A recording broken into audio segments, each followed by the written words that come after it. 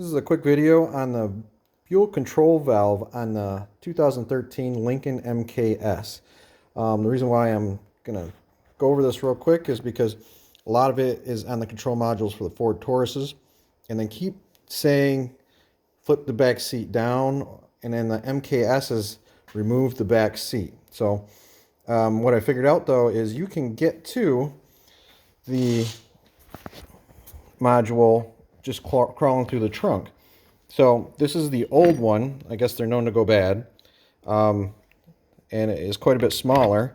And this is the new one from the Ford dealer, and they're not too bad. This one's $35. I looked this up at Advanced Auto, and it was $55. So there is no savings by trying to go to a discount wholesaler. So the plug is the same from the old one to the new one.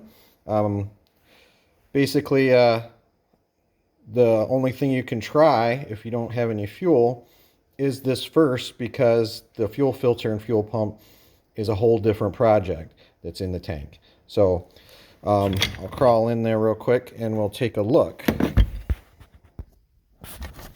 Now this is the passenger side behind the seat, and I'll try to get a light there.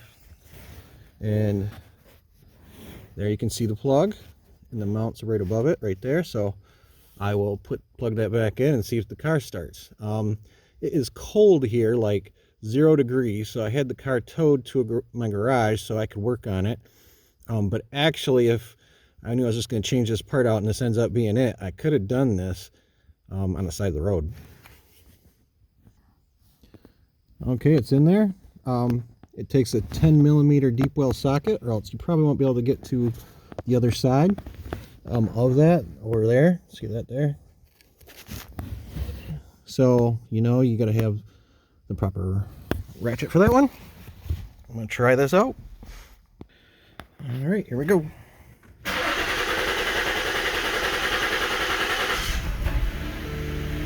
That was the first start right there. So that was it. Everything seems perfect. So it would not run before. Shut it off here a second.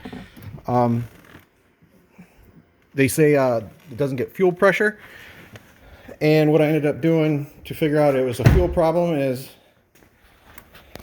I just took the air cleaner off here and I ran ether through there, and I could keep it running with starting fluid.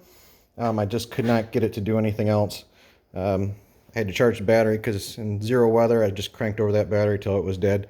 So I had to put the charger on that, and pretty easy fix. And the actual fix was really, besides getting the part and figuring it out and doing all the troubleshooting, was 10 minutes. So hope this helps you, because there's nothing I can find when I was looking for YouTube or anywhere else on this subject. Thanks.